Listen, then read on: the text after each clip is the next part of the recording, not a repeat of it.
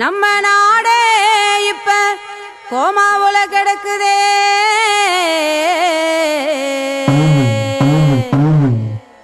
இது வெள்ளையன விரட்டி புட்டு நம்ம வங்க ஆண்ட மண்ணு.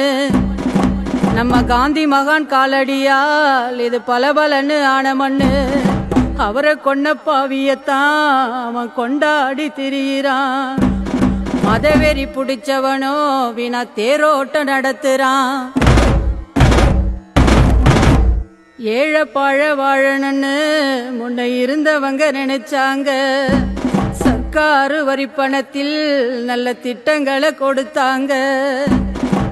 யாரு கண்ணு பட்டுச்சோ இங்கே காவி கும்பல் வந்துருச்சு. ஆன புந்த வயக்காடா நம்ம நாடு இப்போ நாசமாச்சு. ஐயோ மோசம் போச்சே மோசம் போச்சே.